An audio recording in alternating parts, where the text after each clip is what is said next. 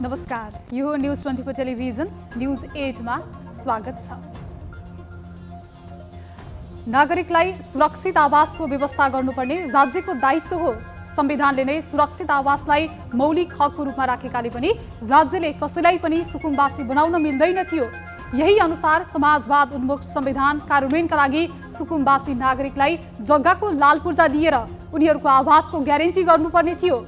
यही व्यवस्था गर्न भन्दै राष्ट्रिय भूमि आयोगको कल्पना त गरियो, तर यो राजनीतिक नेता कार्यकर्ता भर्ती केन्द्र भन्दा नागरिकलाई यसले थप सुकुम्बासी बनाउने त होइन, डर छ। राष्ट्रिय भूमि आयोग गठन विघटनको सङ्गुलमा फस्दा भूमिहीनलाई जग्गा लालपूर्जा दिने काम पनि राजनीतिक रङ अनुसार हुने देखिन्छ।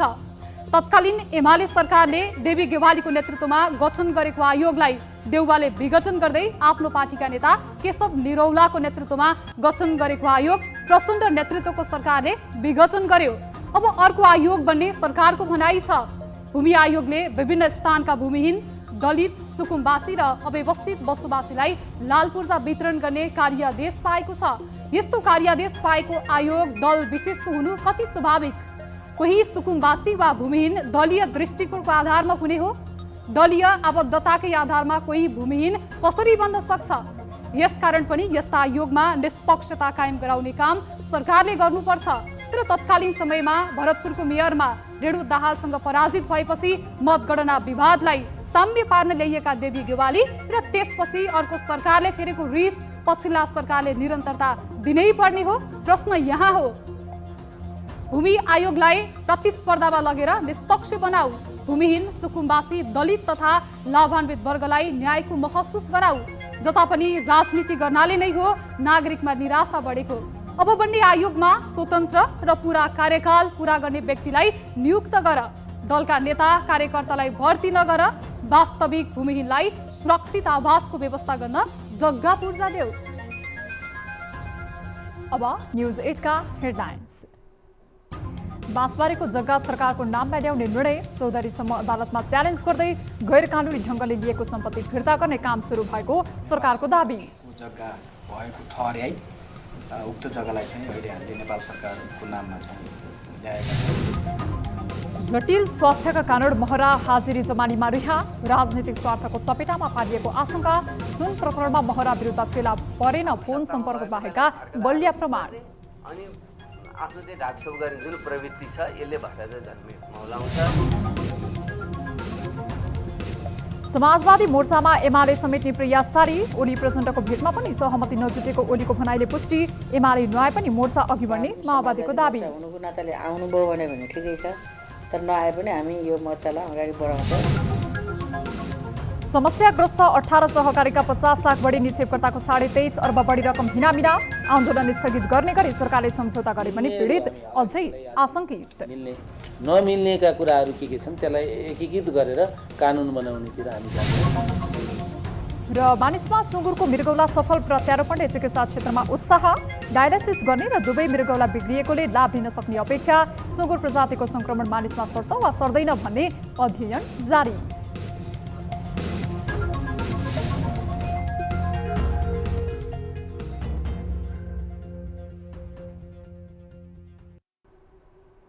हामी निरन्तर न्यूजमा छौँ।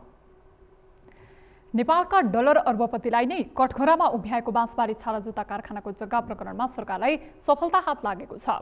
भूमि सुधार तथा मालपोत कार्यालय डिली बजारले चाँदबाग रेसिडेन्सीको नाममा रहेको करिब 10 रोपनी जग्गा नेपाल सरकारको नाममा ल्याउने निर्णय गर्नेसँगै सरकारलाई जग्गा प्राप्तिको सफलता मिलेको हो। यद्यपि यस प्रकरणमा केलाउनु पर्ने अन्य पाटाहरू भने थुप्रै रहेका छन्। एक रिपोर्ट। पछिल्ला दिनहरूमा चर्चामा रहेको प्रकरण हो बाँसबारी जग्गा प्रकरण। यस प्रकरणमा नेपालका डलर अरबपति समेत रहेका सांसद विनोद चौधरीदेखि उनको परिवार नै अनुसन्धानमा तानियो। अनुसन्धान र मुद्दा मामलाकै क्रममा रहेको यस प्रकरणमाथि सरकारलाई केही सफलता भने हात लागेको छ। बाँसबारी छालाजुत्ता कारखाना रहेको जग्गा जुन चाँदबाग रेसिडेन्सीको नाममा थियो त्यो सरकारका नाममा ल्याउने निर्णय गरिएको हो। भूमि सुधार तथा मालपोत कार्यालय डिली बजारले गरेको यस निर्णयले 10 रोपनी जग्गा नेपाल सरकारको नाममा आउने भएको छ। मालपोत ऐन 2014 34 को दफा 24 अनुसार यो जग्गा नेपाल सरकारको भएको ठहर गर्दै सरकारको नाममा ल्याइएको हो।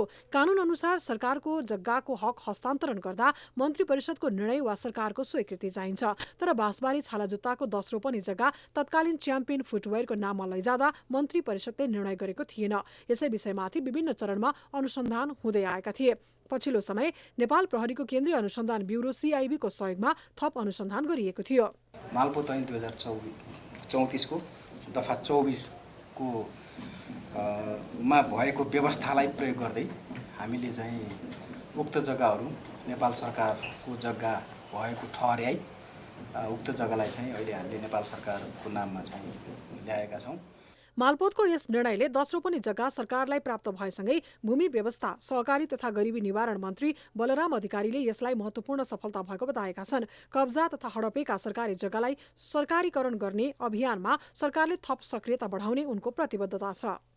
विभिन्न नाउँबाट, विभिन्न कोणबाट, विभिन्न तरिका अपनाएर व्यक्तिको नाममा लाने या कम्पनीको नाममा लाने र आफ्नो व्यक्तिगत अनुकूलतामा ढाल्ने यस्ता प्रशस्त कार्यहरू देखिएका छन् र प्रमाण भेटिएका र राज्यको जग्गा हडपेका अथवा कब्जा गरेका त्यस्ता ठाउँहरूलाई हामी ती जग्गाहरूलाई सरकारीकरण गर्ने कुराहरूमा अभियानकै रूपमा थाल्नेछौँ। सरकारको निर्णय अनुसार यो जग्गा सरकारीकरण हुने भएको त छ। यद्यपि यस सम्बन्धी मुद्दा सर्वोच्च अदालतमा विचाराधीन नै छ। यस्तो अवस्थामा यदि अदालतबाट सरकारको पक्षमा फैसला नआए विषय थप लम्बितान बन्न सक्छ। न्युज 24 टेलिभिजनका लागि ब्युरो रिपोर्ट। माओवादी केन्द्रका उपाध्यक्ष समेत रहेका पूर्व सभामुख कृष्ण बहादुर महरा हाजिरी जमानतमा छुटेका छन्। जटिल स्वास्थ्य अवस्था लिएर प्रहरी हिरासतमा पुर्याइएका महरामाथि सुन तस्करी प्रकरणमा अनुसन्धान चलिरहेको छ। तर महरालाई पक्राउ गरेर उनीमाथि राजनीतिक स्टन्ट मात्रै त गरिएन, प्रश्न भने गर्न थालिएको छ। एक रिपोर्ट। माओवादी भित्रमा विजय कुमार गक्षदार भनेर चिनिएका पूर्व सभामुख समेत रहेका माओवादी केन्द्रका उपाध्यक्ष कृष्ण बहादुर महरा सुन प्रकरणमा उपत्यका बाहिरबाट एकाएक पक्राउ परे। महरा रोल्पा जाँदै गर्दा बाटोबाटी पक्राउ परेपछि उनले पार्टी अध्यक्ष तथा प्रधानमन्त्री प्रचण्डलाई समेत जानकारी गराए। उनी प्रहरीको नियन्त्रणमा परिसकेकाले अनुसन्धानलाई सघाउनुको विकल्प त थिएन, तर उनले आफूलाई जुन शैलीमा पक्राउ गरियो त्यसमा भने चित्त दुखाए। लामो समय सत्ता राजनीतिमा प्रभाव पार्दै आएका महरा पछिल्लो समय विभिन्न प्रयोगको शिकार बन्दा शिथिल बनिरहेका छन्। महरा परिवारमा अहिले शान्तिको वातावरण पनि छैन। कान्छा छोरा रेशम महरा राहुल सुन प्रकरणमै पूर्वपक्षका लागि थुनामा छन्। अर्का छोरा एटम बेपत्ता जस्तो बनिरहेका छन्। पत्नी गुमाएपछि पारिवारिक रूपमा पनि वियोगमा रहेका महरामाथि बलात्कार आरोप लागेपछि भने उनी बौरिनै सकेनन्। सुन प्रकरणमा सुरुदेखि नै आफ्नो कुनै संलग्नता नरहेको तर तस्करीमा संलग्न चिनिया नागरिकसँग फोन संवाद भएको विषयमा भने उनले स्वीकार गरिसकेका छन्। फलफूल व्यापारीको रूपमा चिनिया नागरिक चिनेको दावी गर्ने महराले भन्सार प्रमुखलाई फोन सम्पर्क गरेको विषयमा पनि कानून अनुसार गर्न मिल्ने भए गरिदिनु भनेर चिन्जानको आधारमा भनेको बताइरहेका छन्। यस्तोमा महरा पक्राउ परेपछि माओवादी केन्द्रले पनि उनलाई कारबाही गर्ने विषयमा छलफल गरे पनि निर्णय भने गर्नै सकेन। विविध कोणबाट छलफल भइरहेको छ, निर्णयमा नि पुग्छ। अहिले छलफल जारी छ। आज चाहिँ अब सदनमा प्रधानमन्त्रीज्यूले जवाफ दिनुपर्ने आदि इत्यादि कारणले गर्दा छलफल जारी छ र छिटै निष्कर्ष हुन्छ। माओवादी अध्यक्ष प्रचण्डले बालुवाटारबाटै महरालाई फोन गरेर राजीनामा दिने कि कारबाही गरौँ भन्दै फोन समेत गरेको बताइन्छ। यस्तोमा महराले सोचेर जवाब दिने बताएपछि उनीहरूको खास सम्पर्क हुन सकेको देखिन्न। तर यता नेपाल समाजवादी पार्टीका अध्यक्ष डाक्टर बाबुराम भट्टराई भने महराको पक्राउप्रति व्यङ्ग्य कस्छन्। पहिले संसद छँदा नि भनेको थिएँ, हामी पूर्व प्रधानमन्त्रीदेखि लिएर सबैको चाहिँ हाम्रो सम्पत्ति र हाम्रो चाहिँ गतिविधिको चाहिँ छानबिन गर्न सक्ने र आवश्यक पर्दाखेरि सबैले कारवाही गर्न सक्ने यस्तो चाहिँ शक्ति सम्पन्न जनलोकपाल हुनुपर्छ भन्ने हाम्रो चाहिँ भनाइ हो। त्यसैले मात्रै भ्रष्टाचार निवारण हुन्छ, नत्र चाहिँ आफू सत्तामा भएको बेलामा अर्कालाई आरोपित गर्ने अनि आफ्नो चाहिँ ढाकछोप गर्ने जुन प्रवृत्ति छ यसले भ्रष्टाचार जन्मे मौलाउँछ। यो विषयलाई लिएर पनि हामी जनताको बिचमा हामी जान्छौँ। बाबुरामले शङ्का गरे जस्तै सर्वसाधारणमा पनि शङ्का बढेपछि प्रधानमन्त्री प्रचण्डले संसदमा आफ्ना पराई केही नभई कारबाही गर्ने काममा सरकार अघि बढेको भन्दै निष्पक्षता पुष्टि गर्ने प्रयास समेत गरेको देखिन्छ। सुशासन कायम गर्ने सवालमा म कुनै पनि सम्झौता गर्दिन। यसमा आफ्नो पार्टी र अरूको पार्टी भन्ने आग्रह र पूर्वाग्रह पनि मैले राखेको छैन र आउने दिनमा पनि कुनै हालतमा राख्ने छैन। यदि अनुसन्धानबाट केही कैफियत देखिएमा उहाँलाई कारबाही गर्ने कुरामा पनि कसैले रोक्न सक्ने छैन। यो कुरा पनि म प्रष्टसँग राख्न चाहन्छु। महराले फोन सम्पर्क गरेको बाहेकलाई कुनै बलिया प्रमाण प्रहरीसँग नभएको बताइन्छ। यस्तोमा सरकारी वकिलको कार्यालयले 7 दिन हिरासत राख्न अनुमति मागे पनि अदालतले 4 दिन मात्रै स्वीकृति दिएको थियो। त्यसपछि प्रहरीले उनको स्वास्थ्य नै कमजोर भएको र विभिन्न प्रकारका औषधि सेवन समेत गर्ने हुनाले उनलाई हाजिरी जमानतमा छाड्ने निर्णय गरेको बताइन्छ। यस्ता विभिन्न तथ्यका कारण पनि महरामाथि राजनीतिक प्रयोग गर्न त खोजिएन भन्ने आशंका कायम देखिन्छ। तर निष्पक्ष अनुसन्धान र कानुनको पालनामा भने धेरैले चासो देखाइरहेका छन्। न्यूज 24 टेलिभिजनका लागि ब्युरो रिपोर्ट।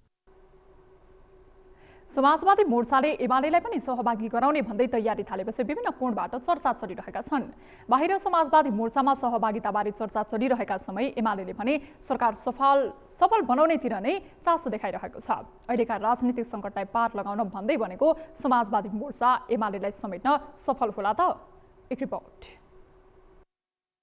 तत्कालीन समयमा कांग्रेस सहितको सत्ता गठबन्धन बनेकी बेला माओवादी केन्द्र, नेकपा एकीकृत समाजवादी पार्टी, जनता समाजवादी पार्टी र विप्लव नेतृत्वको नेकपा सम्मिलित समाजवादी मोर्चाले सक्रियता बढाउने कोसिस गरिरहेको छ। समाजवादी मोर्चा गठनकै विषयले चिडिएका डाक्टर बाबुराम भट्टराई अहिले प्रचण्डसँग चिडिएका छन्। तर मोर्चामा एमालेलाई पनि सहभागी गराउने भन्दै मोर्चा संयोजक नेत्र विक्रमचन्द विप्लवले सक्रियता बढाएका छन्। बालकोटमै पुगेर ओलीसँग कुराकानी गरेपछि प्रचण्ड र ओलीबीच सिंहदरबारमा छलफल भयो। छलफल राम्रो भएको दाबी गरेका ओलीले समाजवादी मोर्चामा भने तत्काल सहभागी हुने संकेत गरेनन्। प्रधानमन्त्रीज्यूसँग राम्रो कुराकानी हो। अहिलेको समसामयिक नेकपा एमाले पनि समाजवादी मोर्चामा सहभागी हुने हो। कुरा के छ? ओलीले आफ्नो दलमा सल्लाह गर्ने, छलफलले दिने निष्कर्षपछि मात्रै जवाफ फर्काउने बताएको प्रधानमन्त्री निकटहरूले बताएका छन्। तर प्रधानमन्त्री प्रचण्डले अहिलेको राजनीतिक संक्रमण, कम्युनिस्ट जनमतमा आइरहेको सङ्कटदेखि थुप्रै चुनौतीको सामना मिलेर गर्नुपर्ने भन्दै मोर्चामा आउन प्रस्ताव गरेको बुझिएको छ। यद्यपि ओलीले पार्टीमा सल्लाह गर्ने भन्दै खास चासो नदेखाएको बताइन्छ। यस्तोमा माओवादी केन्द्रले पनि एमाले नआए पनि मोर्चा अघि बढ्ने बताइरहेको छ। मोर्चा त छ, यसको औचित्यता छ, आवश्यकता छ। यसमा अहिले सरकारमा भएका र नभएकाहरूको सहभागिता छ। तर एउटा वाम समाजवादी मोर्चा हुनुको नाताले आउनुभयो भने ठिकै छ। तर नआए पनि हामी यो मोर्चालाई अगाडि बढाउँछौँ, यसको उद्देश्य यो हो भनेर आपसी असहमतदारी सरकारमा एक ठाउँ हुने, मोर्चामा नहुँदाखेरिको कुनै कन्फ्युजन नहोस् भन्नलाई पनि यो बारे छलफल गरेर मोर्चाको राजनीति र नेतृत्व समाजवादी मोर्चालाई कार्यगत एकताको रूपमा दलहरूले लिइरहेको देखिन्छ। मुद्दा र एजेन्डामा सामूहिकता खोज्ने र मुलुकको बृहत्तर हितलाई केन्द्रमा राखेर राजनीतिक गतिविधि गर्ने उद्देश्य मोर्चाको छ। यसअघि माधव नेपालले मोर्चाको नेतृत्व गरे पनि अहिले नेकपाका महासचिव नेत्र विक्रमचन्द विप्लवले नेतृत्व गरिरहेका छन्। उनले सक्रियताका साथ एमालेलाई पनि समेट्ने योजना बनाएर छलफल अघि सारे पनि यसले सार्थकता भने पाइसकेको छैन। यस्तोमा मोर्चाको राजनीति र नेतृत्वको पहल कदमीलाई पनि महत्त्वका साथ हेरिएको छ। एमालेले के गर्ला? एमाले अध्यक्ष केपी ओली पछिल्लो समय अत्यन्तै लचक र कोमल बन्न थालेका छन्। माधव नेपाल सहितका नेताहरूलाई देख्नै नचाहने ओली लचकता सहित साथ खोजिरहेको देखिन्छन्। यसको अर्थ हो ओलीले आगामी राजनीतिक चुनौतीलाई नजिकबाट निहालेका छन्। मध्य पहाडी पदयात्रामा निस्किएपछि ओलीले जनताको पार्टीप्रतिको आशा र भरोसा नदेख्नु र पछिल्लो समय लोकप्रियतावाद हाबी हुनुले पनि ओलीले सचेततापूर्वक कदम चाल्न खोजेको देखिन्छ। यस्तो अवस्थामा ओलीले समाजवादी मोर्चालाई पनि हतियार बनाउने गरी निर्णय नगर्लान् भन्न सकिने स्थितिमा नै छैन। नजिकै गएको उपचुनावमा एमालेको स्थिति र त्यसपछि मोर्चा वा पार्टी एकता, कार्यगत एकता, सहकार्यको स्थिति थप प्रष्ट हुने विश्वास गर्न थालिएको छ। न्यूज 24 टेलिभिजनका लागि राजनीतिक ब्युरो। मुलुकमा शान्ति सुरक्षा सेवा प्रवाह प्रभावकारी बनाउने हुटोटीमा गृह मन्त्रालयले बिहिबार 77वटै जिल्ला प्रशासन कार्यालयलाई निर्देशनात्मक परिपत्र जारी गर्यो। सुन्दा पनि अप्रिय पूर्व सञ्चारकर्मी समेत रहेका राष्ट्रसभा सभापति रवि लामिछानेले नेतृत्व गरिरहेको गृह मन्त्रालयले जारी गरेको परिपत्रमा अनलाइन सञ्चार माध्यम तथा सामाजिक सञ्जाललाई प्रशासनले नियमन गर्ने उल्लेख गरेको थियो। चौतर्फी आलोचनापछि मन्त्रालयले त्यसलाई हटाएर आफ्नो बचाउ गर्यो। यद्यपि सञ्चार माध्यम र अभिव्यक्ति स्वतन्त्रतामाथि गृहमन्त्री रविको वक्र दृष्टिलाई भने छलङ्ग पारिदिएको छ। एक रिपोर्ट।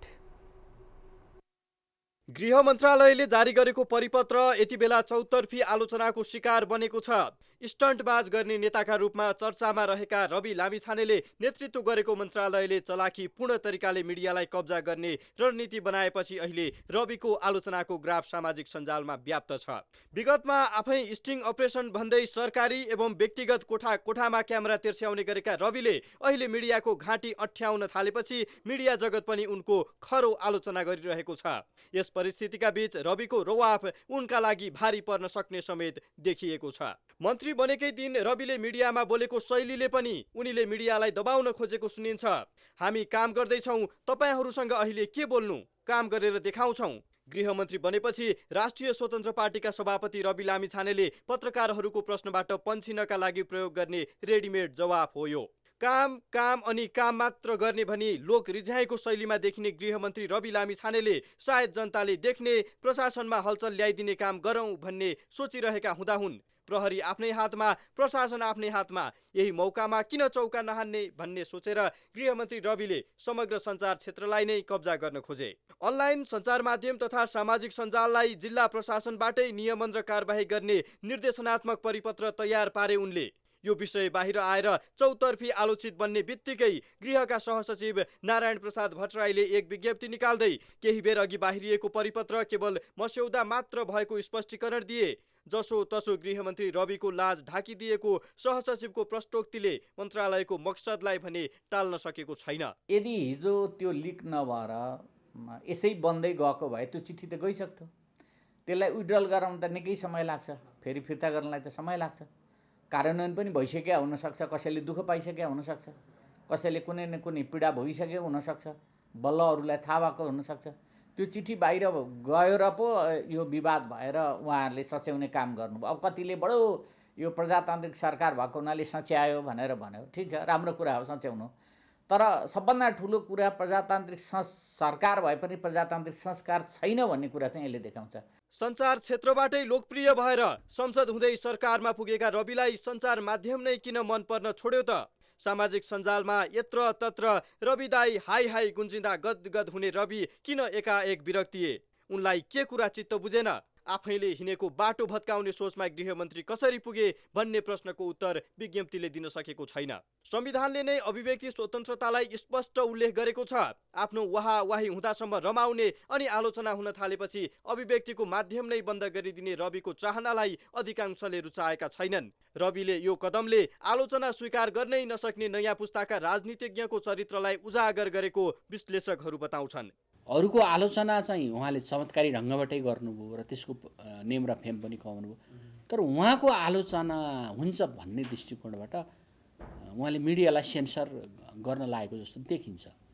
फेरि ती आलोचना हुन्छन् भने ब्याकअप हुनुभयो। तर इन्टेन्सन चाहिँ के हुन्छ भने उहाँको इन्टेन्सन चाहिँ त्यही देखिन्छ। एउटा पूर्ण डेमोक्रेटिक नेताको चरित्र रिफ्लेक्ट भएको छैन। आफू आलोचना गर्ने, आफू आलोचनालाई गर्नेलाई खुइल्याउने। सञ्चार माध्यमलाई नियमन गर्ने जिम्मेवारी कानुनतः प्रेस काउन्सिललाई छ। सामाजिक सञ्जालको विषयमा साइबर कानुन आकर्षित हुन्छ। यी दुई फरक फरक विषय हुन् भन्ने सम्मको ज्ञान गृह मन्त्रालयलाई नभएको सो मस्यौदामा उल्लेखित विषयले देखाएको छ। सामाजिक सञ्जाल र गैर जिम्मेवार अनलाइनलाई नियमन गर्नु अत्यावश्यक बनिसकेको छ। तर त्यसको अधिकार कसलाई छ भन्नेमा गृहमन्त्री सचेत हुनुपर्ने हो। अर्कोतर्फ आलोचकको मुख थुन्ने, प्रशंसा मात्र सुन्ने, प्रफुल्लित हुने यो बाटोमा लम्किने हो भने आज रविदाई हाई हाई भन्ने जनताले भोलि रविदाई बाई बाई नभन्लान् भन्न सकिन्न। यसलाई गृहमन्त्री रविले बेलैमा बुझ्नु जरुरी छ। न्युज 24 टेलिभिजनका लागि क्यामेरामा महेश्वर केसीका साथमा टिभी जर्नलिस्ट सुजन चालिसे, काठमाडौँ। हामी निरन्तर न्युजमा छौं। सरकारले समस्याग्रस्त घोषणा गरेका 19 सहकारी मध्ये 18 सहकारीबाट मात्रै हालसम्म 23 अर्ब भन्दा बढी रकम बचतकर्ताले फिर्ता पाउनुपर्ने सरकारी अभिलेख छ। यसले सहकारीको माध्यमबाट बचतकर्ताहरूको ठूलो रकम सञ्चालकहरूले अपसलन गरेको तथ्यलाई पुष्टि गरेको छ। एक रिपोर्ट।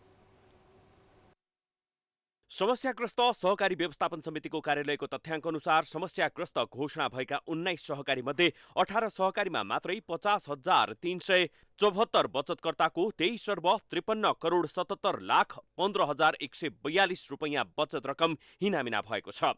सहकारी समस्या विकराल बनिरहेको बेला सरकारले बिहिबार सहमति गरेको छ।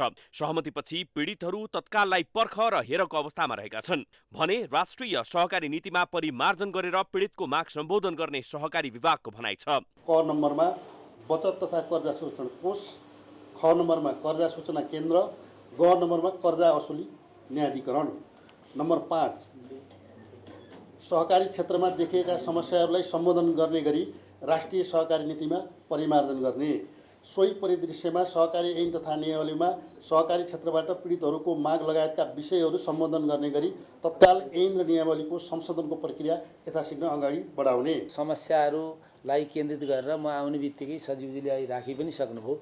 2-3टा पाटोमा एकदम यसलाई तदारुकताका साथ लानुपर्छ। नियम कानुन के मिलेको छ त्यसलाई सुरुवात गरिहालौँ, नमिलेकोलाई कानुन बनाउनुतिर लाग्यो भनेर मैले भनेको छु। यसमा पनि प्रष्ट रूपमा त्यही हुन्छ। मिल्नेहरू हामी अगाडि बढाइहाल्छौँ, मिल्ने नमिल्नेका कुराहरू के छन् त्यसलाई एकीकृत गरेर कानुन बनाउनेतिर हामी जान्छौँ। यसरी सरकारले तत्काल बचतकर्तासँग सहमति गरे पनि समस्याको समाधान होला आशंका भने छ। निक्षेपकर्ताको करोडौं रकम हिनामिना गरेका यी सहकारीको समाधान राज्यले कसरी खोज्ला यो चासोको विषय बनेको छ। कुन सहकारीमा निक्षेपकर्ताको कति रकम हिनामिना भएको छ? कुबेर बचत तथा ऋण सहकारी संस्था 10 जना बचतकर्ताको 57,63,467 रुपैयाँ। स्ट्यान्डर्ड मल्टिपर्पज कोअपरेटिभ लिमिटेड 16 जना बचतकर्ताको 75,28,824 रुपैयाँ। Standard saving and credit cooperative limited 175 बचतकर्ताको 11,89,03,828 रुपैयाँ। Pacific saving and investment cooperative limited 352 जना बचतकर्ताको 48,73,98,913 रुपैयाँ। सोसाइटल बचत तथा ऋण सहकारी संस्था लिमिटेड 240 बचतकर्ताको 10,87,41,243 रुपैयाँ। प्रभु बचत तथा ऋण सहकारी संस्था लिमिटेड 138 जना बचतकर्ताको 13,20,89,927 रुपैयाँ। Chartered saving and credit cooperative limited 14 बचतकर्ताको 84,11,494 रुपैयाँ। लुनिभा बहुद्देशीय सहकारी संस्था लिमिटेड 214 जना बचतकर्ताको 11,74,44,026 रुपैयाँ। ओरिएन्टल कोअपरेटिभ लिमिटेड 4,259 जना बचतकर्ताको 3,19,50,22,862 रुपैयाँ। कन्ज्युमर बचत तथा ऋण सहकारी संस्था लिमिटेड 56 जना बचतकर्ताको 4,34,78,252 रुपैयाँ। Kohinoor hill saving and credit cooperative limited 51 जना बचतकर्ताको 2,41,71,879 रुपैयाँ। वेगस बचत तथा ऋण सहकारी संस्था लिमिटेड 17 जना बचतकर्ताले 1,65,44,711 रुपैयाँ। Pashupati saving and credit cooperative limited 984 बचतकर्ताको 1,03,83,79,089 रुपैयाँ। तुलसी बहुमुखी सहकारी संस्था लिमिटेड 5,381 जना बचतकर्ताको 1,44,69,03,845 रुपैयाँ। उजुरीको क्रम चलिरहेकोले रकम बढ्न सक्ने सहकारीहरू शिवशिखर बहुद्देशीय सहकारी संस्था लिमिटेड 32,547 बचतकर्ताको 9,63,49,02,169 रुपैयाँ। हाम्रो नयाँ कृषि सहकारी संस्था लिमिटेड 28 जना बचतकर्ताको 3,49,22,126 रुपैयाँ। कृषि विकास बहुद्देशीय सहकारी संस्था लिमिटेड 1,808 जना बचतकर्ताको 2,24,82,73,032 रुपैयाँ। कान्तिपुर सेभिङ एन्ड क्रेडिट सहकारी संस्था लिमिटेड 4,084 जना पीडितहरूले 4,86,68,45,435 रुपैयाँ। श्री लालीगुराँस बहुद्देशीय सहकारी संस्था लिमिटेड यो सहकारी गत फागुन 29 गते मात्रै समस्याग्रस्त सहकारीको रूपमा घोषणा गरिएकोले यसको कार्यालय सिल गर्नेदेखि सञ्चालकको खाता रोक्काको प्रक्रिया र बचतकर्ताहरूको उजुरी लिने प्रक्रिया अगाडि बढेको छ। त्यसैले कति बचतकर्ताको रकम अपचलन भएको छ भने तथ्याङ्क निस्कन केही समय लाग्ने कार्यालयको भनाइ छ। यसरी बचतकर्ताको रकम हिनामिना गरेका सहकारी मध्ये कुबेर बचत तथा ऋण सहकारी, स्ट्यान्डर्ड मल्टिपर्पज कोअपरेटिभ र चार्टर्ड सेभिङ एन्ड क्रेडिट कोअपरेटिभको भने हिसाब किताब समस्याग्रस्त सहकारीको व्यवस्थापन समितिको कार्यालयले रापसाफ गरेको छ भने अन्यको अझै प्रक्रियामै छ। 18 सहकारीको यो तथ्याङ्क हेर्दा ठूलो रकम बचतकर्ताहरूले फिर्ता पाउनुपर्ने देखिन्छ। देशभर करिब 500 सहकारीले बचतकर्ताको बचत रकम फिर्ता नदिएको सहकारी पीडितहरूको भनाइ छ। न्युज 24 टेलिभिजनका लागि सन्दीप शर्माको रिपोर्ट। पछिल्लो समय चिकित्सा विज्ञानमा भएको विकासले यति फड्को मारिसक्यो कि यसमा भएको केही सफलता हेर्दा आश्चर्यमै परिन्छ। हालै अमेरिकाको एक अस्पतालमा सुँगुरको मृगौला जीवित व्यक्तिमा सफलतापूर्वक प्रत्यारोपण गरिएको छ। सुँगुरको मृगौला मानिसमा सफल प्रत्यारोपण भएको यो पहिलो घटना हो। यदि यो प्रत्यारोपणले दिगो सफलता पाएमा या मृगौलाले काम गर्न छाडेका बिरामीका लागि उपयोगी हुन सक्ने अपेक्षा गरिएको छ। एक रिपोर्ट। जनावरको अङ्ग मानिसमा प्रत्यारोपण गर्न मिल्छ भन्दा धेरैलाई विश्वास नलाग्न सक्छ, तर विश्वमै पहिलोपटक मानिसमा सुँगुरको मृगौला प्रत्यारोपण गरिएको छ। अमेरिकाको म्यासाचुसेट्स राज्यस्थित म्यासाचुसेट्स जनरल अस्पतालमा जीवित मानिसमा सफलतापूर्वक मृगौला प्रत्यारोपण गरिएको तथ्य बाहिर आएको छ। जनावरको अङ्ग मानिसलाई प्रत्यारोपण गर्न मिल्छ वा मिल्दैन भनेर जनावरको अङ्गको प्रत्यारोपण गरिने विधा जेनो ट्रान्सप्लान्टेसनलाई दशकौँदेखि एक सम्भावनाका रूपमा अध्ययन समेत हुँदै आइरहेको छ। साथै अमेरिकामा 62 वर्षीय वृद्धमा आनुवंशिक रूपमा परिमार्जित मृगौलाको सफल प्रत्यारोपण गरिएको खबरले चिकित्सा विज्ञानमा अङ्ग प्रत्यारोपणको क्षेत्रमा एक नयाँ आयाम थपिएको छ। सुँगुरको अङ्ग प्रत्यारोपणका लागि भनेर तयार गरिएको सुँगुरमा मानव अनुकूलता बढाउन 7वटा मानव जिनहरू सम्मिलित गरिएको थियो। साथै सुँगुर प्रजातिमा रेट्रोभाइरसका वाहक हुने भएकाले सो रेट्रोभाइरस मानिसमा नसरोस् भन्नका लागि भाइरसलाई निष्क्रिय बनाइएको थियो। सुँगुरको मृगौला प्रत्यारोपण गराएका व्यक्तिमा अहिले मृगौलाले रगतबाट फोहोर पदार्थ र अतिरिक्त तरल पदार्थ बाहिर निकाल्न थालेको खबर आएको छ। साथै उक्त व्यक्ति सामान्य हिँडडुल गर्न सक्ने अवस्थामा रहेको र अब छिट्टै डिस्चार्ज हुने खबर CNN ले जनाएको छ। तर सुँगुरको मृगौला प्रत्यारोपण गराएका सबै मानिसको प्रतिरक्षा प्रणालीले यसलाई स्वीकार गर्छ वा गर्दैन तथा सुँगुर प्रजातिमा देखिने संक्रमण मानिसमा सर्न सक्छ वा सक्दैन भन्ने विषय भने थप अध्ययनकै क्रममा छ। अङ्ग प्रत्यारोपणको क्षेत्रमा चिकित्सा विज्ञानले पाएको यो सफलतालाई चिकित्सा क्षेत्रको ठूलो फड्कोको रूपमा हेरिएको छ। यदि सुँगुरको मृगौला मानिसलाई दिन मिल्ने अवस्था आएमा मृगौलाले काम गर्न छोडेका बिरामीका लागि ठूलो राहत हुने अपेक्षा चिकित्सकहरूले गरेका छन्। साथै मृगौलाले काम गर्न छोडेर डायलाइसिसमा बस्ने बिरामीको संख्यामा कमी आउने अपेक्षा समेत गरिएको छ। जीवित मानिसमा सुँगुरको अङ्ग प्रत्यारोपण गरिएको यो घटना पहिलो भने होइन। यसअघि 2 जनामा सुँगुरको मुटु प्रत्यारोपण गरिएको थियो, तर मुटु प्रत्यारोपण गराएका दुवै व्यक्तिको केही समयपछि भने मृत्यु भएको थियो। न्युज 24 टेलिभिजनका लागि टिभी जर्नलिस्ट त्रिगुणा भट्टराई बस्नेतको रिपोर्ट। 43 नेपाली विद्यार्थी आउटस्ट्यान्डिङ क्याम्ब्रिज लर्नर अवार्डबाट सम्मानित बनेका छन्। सन् 2022 र 23 मा क्याम्ब्रिज परीक्षामा उत्कृष्ट प्रदर्शन गरेका माध्यमिक तहका नेपाली विद्यार्थीले अवार्ड प्राप्त गरेका हुन्। आउटस्ट्यान्डिङ क्याम्ब्रिज अवार्डले विश्वभर क्याम्ब्रिज परीक्षाहरूमा उच्च प्रदर्शन गर्ने विद्यार्थीहरूको असाधारण शैक्षिक उपलब्धिहरूको कदर र सम्मान गर्ने क्याम्ब्रिज युनिभर्सिटी प्रेस एन्ड एसेसमेन्टका दक्षिण एसिया क्षेत्रीय परीक्षा निर्देशक हेरियन्ट गार्डनरले बताए।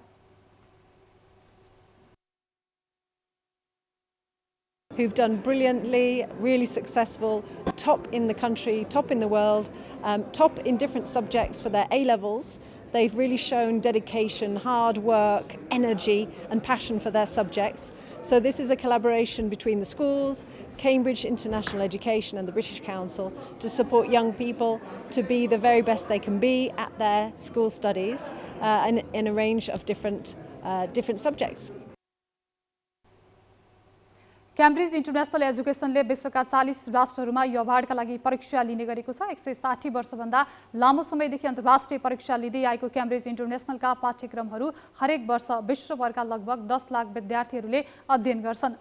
क्याम्ब्रिज इन्टरनेसनल एजुकेसन क्याम्ब्रिज विश्वविद्यालयको क्याम्ब्रिज युनिभर्सिटी प्रेस एन्ड एसेसमेन्टको एक निकाय हो। राजा महाराजाहरूले खुसी भएपछि प्रजाहरूलाई बक्सिस स्वरूप मोती र मोतीजडित गहना दिने गर्दथे भन्ने हामीले सुन्दै आएका छौँ। समुद्रमा मात्रै पाइने भएकाले आम सर्वसाधारणलाई मोती कस्तो हुन्छ थाहा थिएन, तर अहिले नेपालमै सिपी प्रजातिबाट मोती उत्पादन सफल भएको छ। एक रिपोर्ट। बहुमूल्य गहनाहरूमध्ये एक हो मोती। मोतीका गहना प्राचीन कालदेखि नै प्रचलित छन्। साधारणतया मोती समुद्रमा पाइने दुर्लभ मध्येको एक खजाना हो, तर अब मोती समुद्रमै सीमित रहेन, यसको उत्पादन अन्यत्र समेत हुन थालिसकेको छ।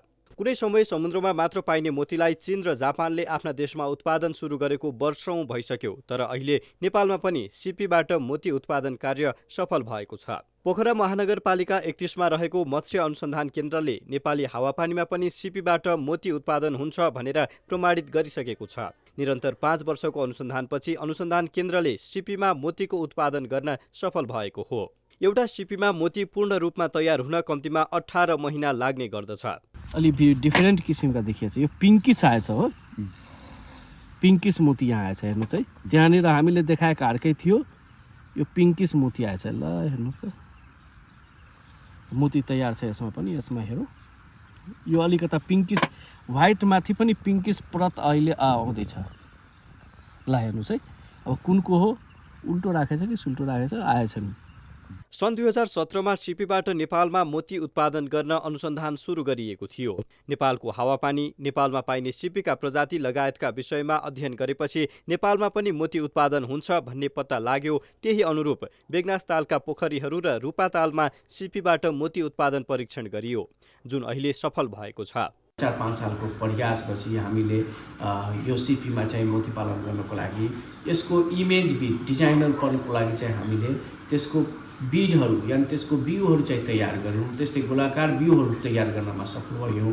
त्यो सफल भएपछि हामीले विभिन्न परीक्षणहरू ताल तलैया पोखरीहरूमा चाहिँ यसका परीक्षणहरू गऱ्यौँ।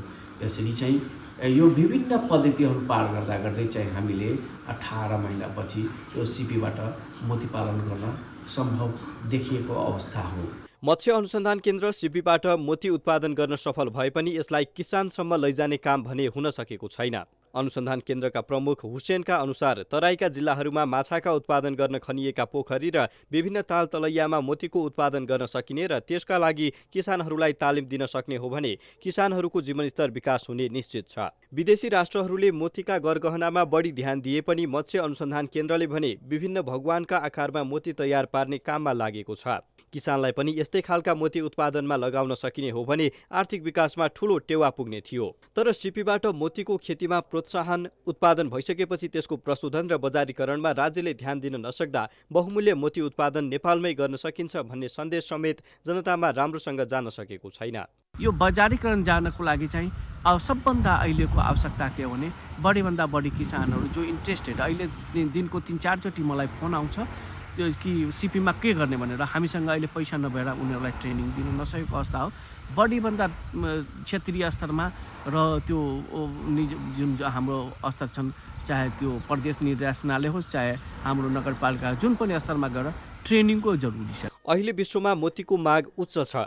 बहुमूल्य श्रृङ्गारका सामानहरू, विभिन्न भगवानका आकृति, औषधिजन्य वस्तुको उत्पादन र मोती निकालेपछि सिपीको मासुको व्यापार अत्याधिक छ। तर यी विषयमा हाम्रा राज्यका निकायहरू मौन हुँदा नेपाली वैज्ञानिकहरूले मोती उत्पादनमा पाएको सफलताले प्रभावकारी लाभ लिन सकिएको छैन।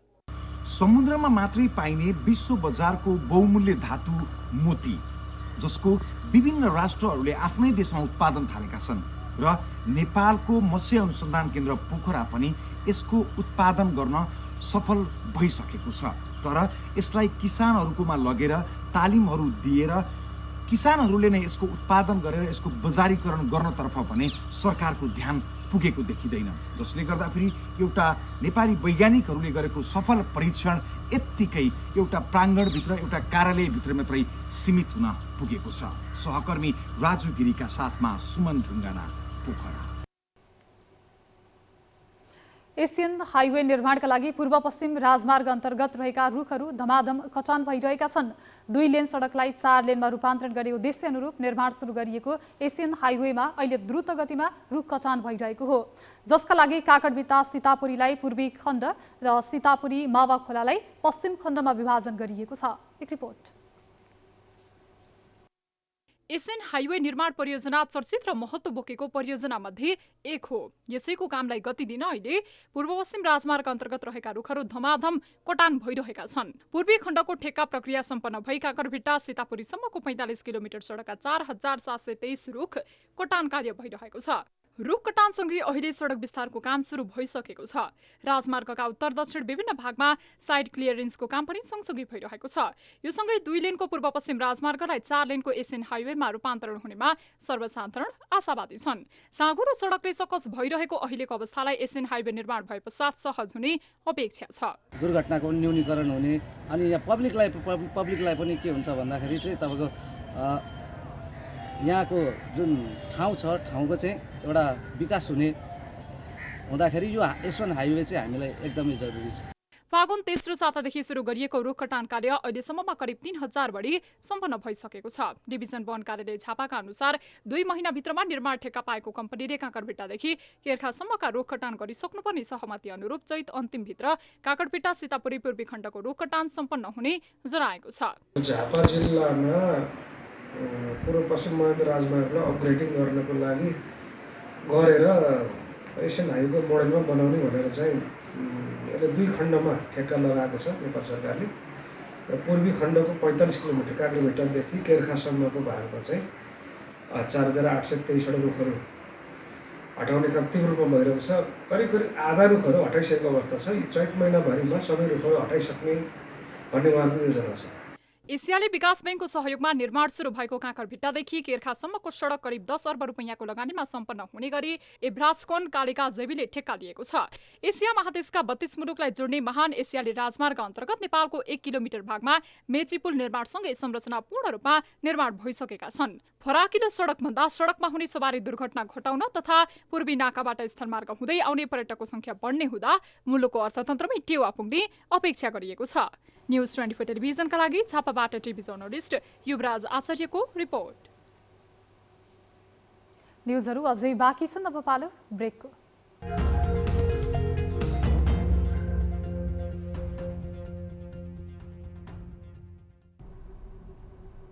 हामी निरन्तर न्यूजमा छौं। अब टप 50 न्यूज। पूर्व सभामुख कृष्णबहादुर महरा हाजिर जमानीमा रिहा भएका छन्। जिल्ला सरकारी वकिल कार्यालय काठमाडौँको सहमतिमा सिआइबीले उनलाई हाजिर जमानीमा छाड्ने निर्णय गरेको हो। सुन तस्करी प्रकरणमा मुछिएका कृष्णबहादुर महरामाथि जमानीमै राखी अनुसन्धान अघि बढाइने भएको छ। शुक्रबार उनलाई जमानीमा रिहा गरिएसँगै थप अनुसन्धान थुना बाहिरै राखी हुने भएको हो। सुन तस्करीको लहरो तन्किँदै गएको छ। माओवादी उपाध्यक्ष कृष्णबहादुर महरा छुटेपछि महरामाथि राजनीतिक स्टन्ट मात्रै गर्न खोजिएको आशंका बढेको छ। बाँसबारी छालाजुत्ता कारखानाको 10 रोपनी जग्गा हिनामिना प्रकरणमा शिला चौधरीलाई सिआइबीले बयान कागज गराएको छ। शिला अरुण चौधरीकी पत्नी हुन्।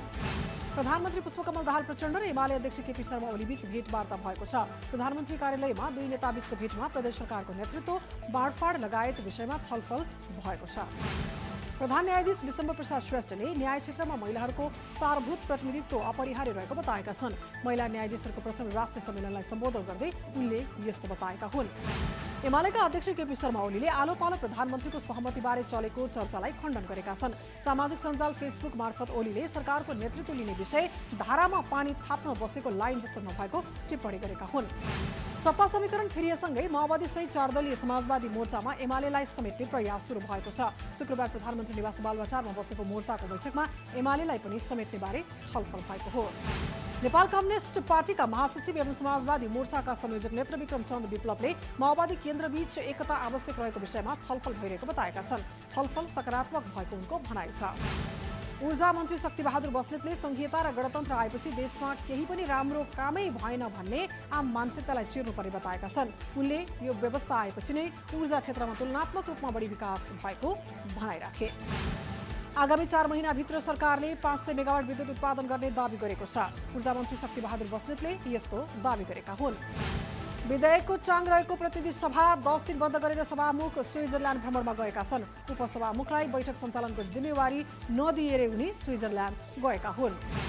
महिला न्यायाधीशको प्रथम राष्ट्रिय सम्मेलन ललितपुरमा सुरु भएको छ। सम्मेलनमा न्यायपालिकामा महिला न्यायाधीशको उपस्थिति लगायत महिला मैत्री वातावरणका विभिन्न पक्षमाथि चर्चा भइरहेको छ। कानुन न्याय तथा संसदीय मामिला मन्त्री पदम गिरीले पुरुषको तुलनामा महिला न्यायाधीशहरूले सम्पादन गरेका न्यायहरू बढी विवाद रहित रहेको बताएका छन्। महिला न्यायाधीशको प्रथम राष्ट्रिय सम्मेलनमा उनले यसो धारणा राखेका हुन्। पूर्व प्रधान न्यायाधीश सुशीला कार्कीले न्याय क्षेत्रमा संविधान अनुसार महिलाको प्रतिनिधित्व नभएको बताएकी छिन्। शुक्रबारबाट ललितपुरमा सुरु भएको महिला न्यायाधीशहरूको प्रथम राष्ट्रिय सम्मेलनलाई सम्बोधन गर्दै उनले यस्तो बताएकी हुन्। अर्थमन्त्री वर्षमानपुर र विश्व ब्याङ्कका 3 उपाध्यक्षहरूबीच छलफल भएको छ। आगामी 5 वर्षका लागि नेपाल र विश्व ब्याङ्कबीच साझेदारी खाका निर्माण एवं माथिल्लो अरुण जलविद्युत आयोजना र दुधकोशी जलाशययुक्त आयोजना अगाडि बढाउने विषयमा छलफल भएको हो। विद्यालय शिक्षा विधेयकमाथि दफावार छलफल भएको छ। शुक्रबारबाट विधेयकमा संशोधन प्रस्ताव दर्ता गर्ने सांसदहरूसँग दफावार छलफल गरिएको हो। नेपाली कांग्रेसका सांसद वीरेन्द्र प्रसाद बडुले विद्यालय शिक्षा तीनवटै सरकारको साझा अधिकार क्षेत्रभित्र रहेको बुझ्नुपर्ने बताएका छन्। विद्यालय शिक्षा विधेयकमाथि दफावार छलफलका क्रममा उनले यस्तो धारणा राखेका हुन्। नेपाली कांग्रेसका नेता डाक्टर शेखर कोइरालाले गृह मन्त्रालयले परजीयहरूलाई बिहिबार जारी गरेको निर्देशन अधिनायकवादको पूर्वाभ्यास भएको टिप्पणी गरेका छन्। उनले सामाजिक सञ्जाल मार्फत यस्तो टिप्पणी गरेका हुन्। नेकपा एमालेको सचिवालय बैठक आह्वान गरिएको छ। समसामयिक राजनीतिक विषयमा छलफलका लागि चैत 11 गते बैठक बस्न लागेको हो। झण्डै 1 वर्ष अघि प्रदेश अध्यक्षलाई पोलिट ब्युरो सदस्य सरह मान्यता दिने निर्णय गरेको एमाले उक्त निर्णय सच्याउने तयारी गरेको छ।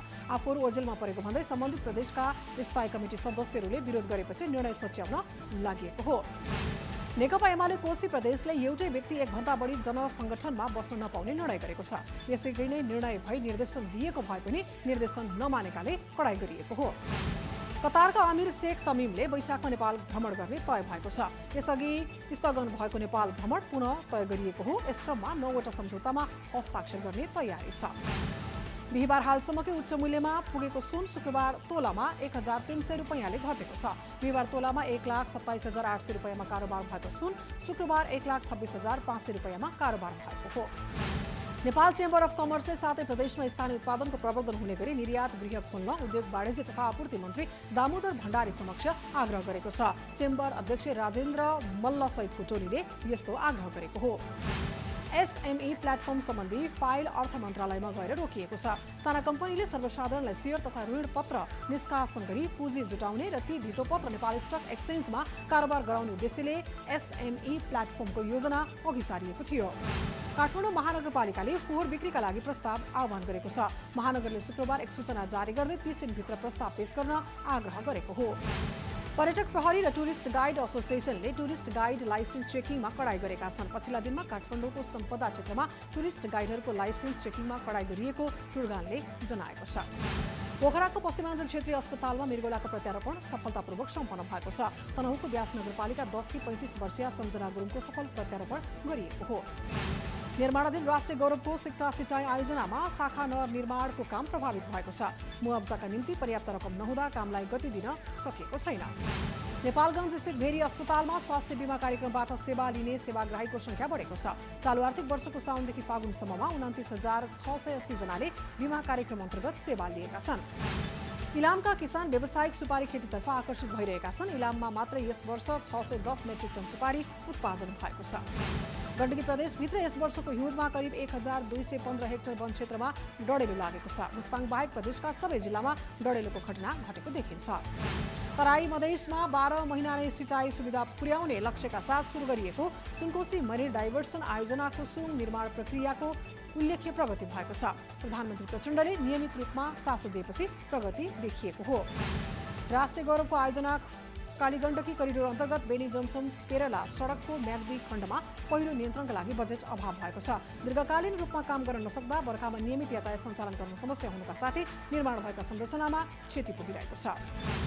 नेपालमा अपाङ्गता भएकाहरूको जनसङ्ख्या 6.5 लाख रहेको छ। 100 भन्दा बढी अपाङ्गता भएकाहरूको संख्या कर्णालीमा रहेको छ।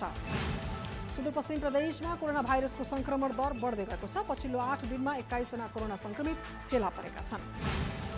हुम्लाको सिमकोट गाउँपालिका 4 हिलदुम गाउँका किसान तरकारी खेतीमा व्यस्त रहेका छन्। पछिल्ला केही वर्षमा पुरै गाउँ नै तरकारी खेतीतर्फ आकर्षित देखिन्छ। नेपालमै सिपीबाट मोती उत्पादनमा सफलता भए तापनि यसको थप विकास र विस्तार हुन सकेको छैन। पोखरामा मोती उत्पादनमा सफलता देखिए पनि प्रभावकारी रूपमा सरकारको ध्यान भने पुगेको छैन। विगत 9 महिनाको अवधिमा गोर्खा जिल्लाभित्र सञ्चालित साना तथा घरेलु उद्योग बन्द हुने क्रम बढ्दै गएको छ। नाफा कमाउन नसकेपछि 2080 साउनदेखि फागुन मसान्तसम्म 113 साना तथा घरेलु उद्योग बन्द भएका छन्। एपीएफ भलिबल क्लब काठमाडौँमा जारी 8औं आरबीबी एनबीए महिला पुरुष भलिबल च्याम्पियनसिप अन्तर्गत महिलातर्फ तेस्रो भएको छ। शुक्रबार चन्द्रागिरी न्यू डायमन्ड भलिबल क्लबलाई 3-1 सेटमा पराजित गर्दै एपीएफ तेस्रो भएको हो। दक्षिण एसियाकै नमुना कोबोलो साथै गाउँपालिका 3 घलेगाउँमा 7औं स्मार्ट भिलेज आमन्त्रण गोल्ड कप फुटबल प्रतियोगिता आयोजना गरिँदैछ। आगामी वैशाख 1 गतेदेखि प्रतियोगिता सुरु गरिनेछ। त्रिवी क्रिकेट मैदानमा फ्लड लाइट जडान कार्य अन्यलमा परेको छ। ठेक्का प्रक्रियामा संलग्न निर्माण कम्पनीहरू बीच विवाद देखिएपछि काम अन्यलमा परेको हो। इन्डियन प्रिमियर लिग आइपीएल 2024 शुक्रबारदेखि सुरु भएको छ। 17औं संस्करणको आइपीएलको पहिलो खेलमा चेन्नई सुपर किङ्स र रोयल च्यालेन्जर्स बेङ्गलोर बीच प्रतिस्पर्धा भयो। कोशी प्रदेश खेलकुद विकास बोर्डका उपाध्यक्षमा बिन्दिया कार्की नियुक्त भएकी छिन्। शुक्रबार बसेको मन्त्री परिषद बैठकले पूर्व सांसद कार्कीलाई बोर्डको उपाध्यक्षमा नियुक्त गरेको हो। ब्राजिलका पूर्व फुटबलर रोबिनोलाई बलात्कार अभियोगमा 9 वर्षको जेल सजाय तोकिएको छ। सन् 2013 मा 22 वर्षीय अल्बानियाई महिलालाई इटालीमा सामूहिक बलात्कार गरेको अभियोगमा उनलाई दोषी ठहर गरिएको हो। प्रवर्तन निर्देशनालय ईडीको टोलीले दिल्लीका मुख्यमन्त्री अरविन्द केजरीवाललाई पक्राउ गरेको छ। केन्द्रीय वित्त मन्त्रालय राजस्व विभाग मातहतको ईडीको टोलीले मुख्यमन्त्रीको घरमै पुगेर पक्राउ गरेको हो। न्युजिल्यान्डको अर्थतन्त्र 18 महिनामा दोस्रो पटक मन्दीको अवस्थामा देखिएको छ। डिसेम्बर त्रैमासमा अर्थतन्त्र 0.1% ले खुम्चिएको हो। अफगानिस्तानको कन्दहारमा आत्मघाती बम विस्फोटमा परि 21 जनाको मृत्यु भएको छ भने 50 जना घाइते भएका छन्। विस्फोटको जिम्मा इस्लामिक स्टेट ISले लिएको छ। र गाजामा युद्धविरामका लागि पटक पटक गरिएको आह्वानलाई अवरुद्ध गर्दै आएको संयुक्त राज्य अमेरिकाले तत्काल युद्धविरामको अवस्थाबारे संयुक्त राष्ट्र सुरक्षा परिषदमा प्रस्तावको मस्यौदा पेश गर्ने भएको छ। युद्धविरामका लागि विश्व निकायलाई रोक्न अमेरिकाले भिटो प्रयोग गर्दै आएको छ।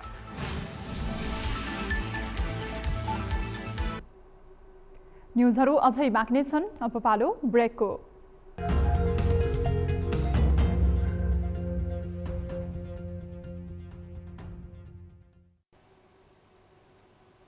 हामी निरन्तर न्युजमा छौँ। अब वेदर अपडेट।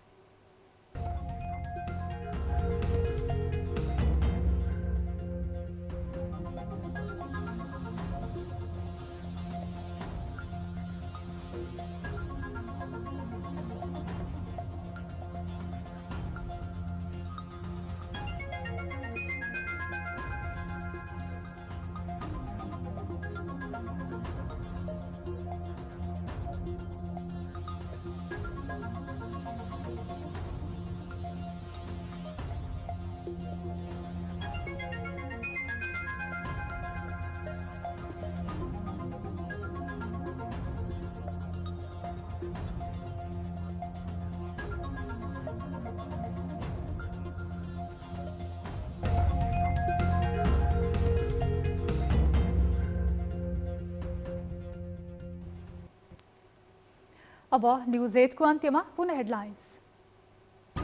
बाँसबारीको जग्गा सरकारको नाममा ल्याउने निर्णय। चौधरी समूह अदालतमा च्यालेन्ज गर्दै गैर कानुनी ढङ्गले लिएको सम्पत्ति फिर्ता गर्ने काम सुरु भएको सरकारको दाबी। जग्गा भएको ठहर्याई उक्त जग्गालाई चाहिँ अहिले हामीले नेपाल सरकारको नाममा चाहिँ ल्याएका छौँ। जटिल स्वास्थ्यका कारण महरा हाजिरी जमानीमा रिहा। राजनीतिक स्वार्थको चपेटामा पारिएको आशंका। सुन प्रकरणमा महरा विरुद्ध फेला परेन फोन सम्पर्क भएका बलिया प्रमाण। अनि आफ्नो चाहिँ ढाकछोप गर्ने जुन प्रवृत्ति छ यसले भ्रष्टाचार जन्मे मौलाउँछ। समाजवादी मोर्चामा एमाले समेट्ने प्रयास जारी। ओली प्रचण्डको भेटमा पनि सहमति नजुटेको ओलीको भनाइले पुष्टि।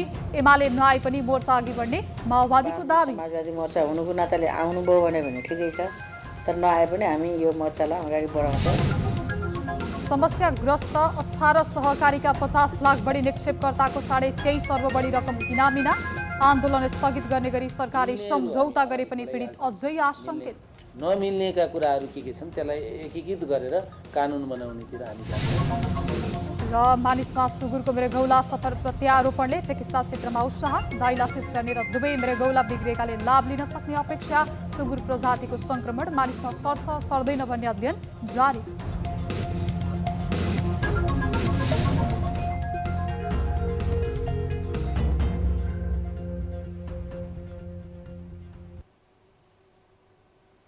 न्यूज 8 अहिलेलाई यति नै। जाँदा जाँदै ताली र गालीका लागि हामीले सोधेको प्रश्न। लोसपाले चीनसँग हुने भनिएको BRI सम्झौता गलत र भारतसँगको भएका सम्झौताहरू ठिक भएको निष्कर्ष निकालेको छ।